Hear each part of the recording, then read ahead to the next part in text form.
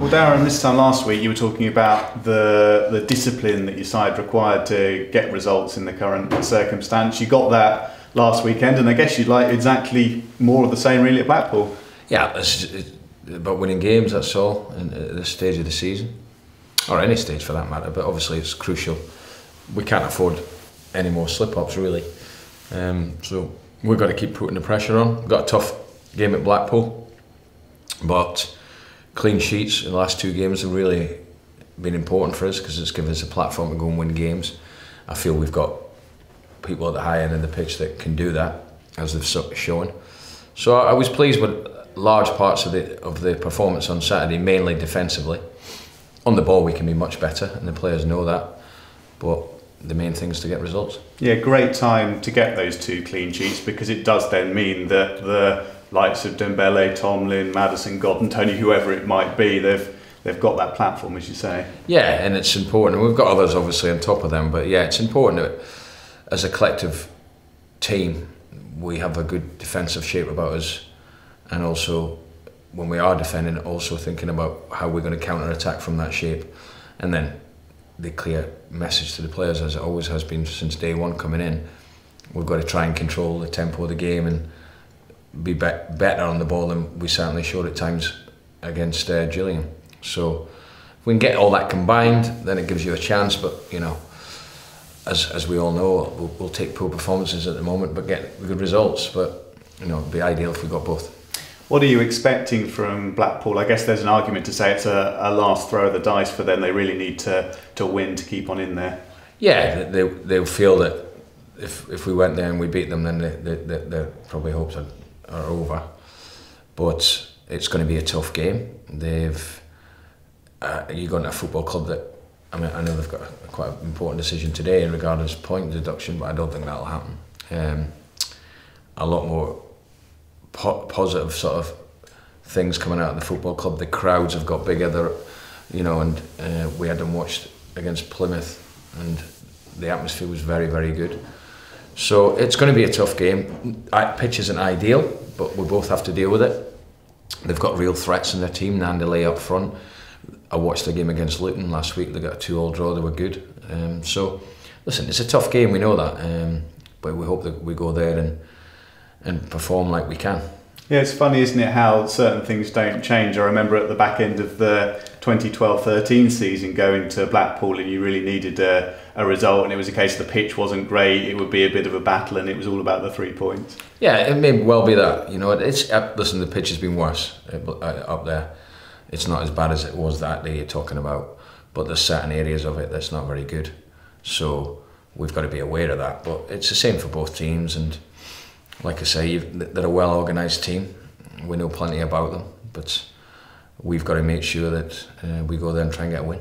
Presumably you'd much rather have a lively atmosphere and the fans back in the stadium than what has been the case over recent years? Oh, absolutely. The bigger the crowd, the better. And then that's where you want to play, and that's what we're all trying to get to. You know, if we get in these playoffs, the atmosphere is unbelievable, and that's what we're aiming to do. So yeah, it would be a good atmosphere. You would imagine we'll take a fair amount of fans would have been kids off school and stuff, so yeah, I'm looking forward to it.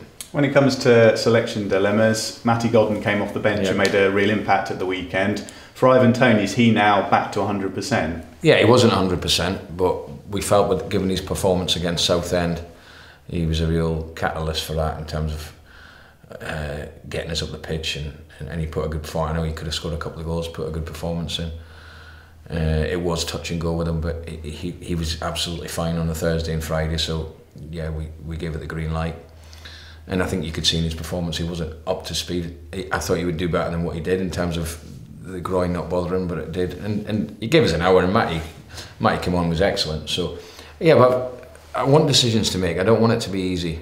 Apart from if you're winning every week and playing brilliant, then it does become easy. But I know I want selection problems, and that's why we have a squad. You know, I've got Matty Godden. Obviously, I choose between him and Ivan, or I can play them both, depending on how I play.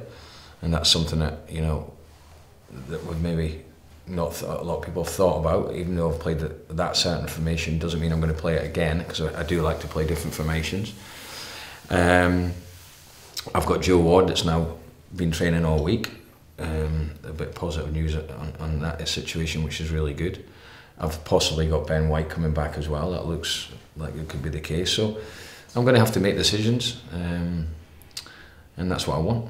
Yeah, when it comes to Godden and Tony together, as you say, that's an option. We've seen Tony and Tomlin as a partnership. With Tomlin and Godden, we've seen that in periods, but not starting a game. Is that a combination that you feel has the right blend potentially? Whatever combination we play, whether it's Ivan and Matty, Tomlin and Matty, or Tomlin and Tony, it doesn't. The amount of work we do on it, it shouldn't have an effect. The only difference is that Tomo or Coots, as he's came on Saturday, are more of a natural number 10, whereas those two are more number 9. So, you know, but we've worked with both of them, and listen, they're both good strikers. There's no doubt about that.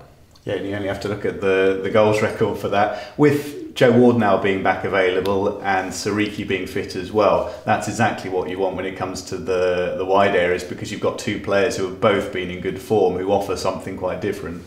Yeah, they do. They're different in the way they play.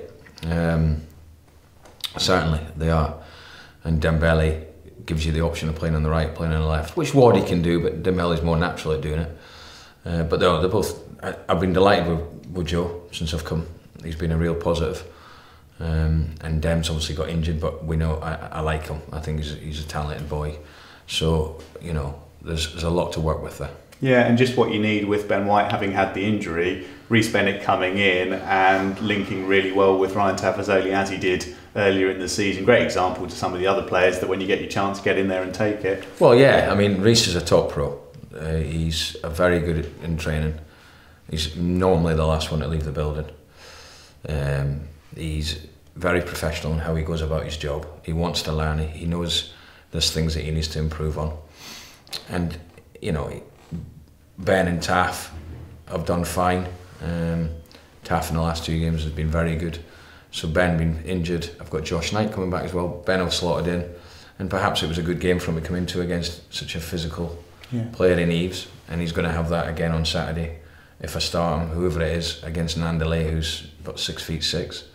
So we'll have to handle that side of things. But I didn't have any worries about Rhys coming in, because I know the way he trains and the way he goes about his job is very, very good. He's a good example of how I want my players to go about their work. Yeah, and speaking of the clean sheets, great for Aaron Chapman as well to be back in the side and to have made a real impact. Yeah, Chapman's had to be patient. Connor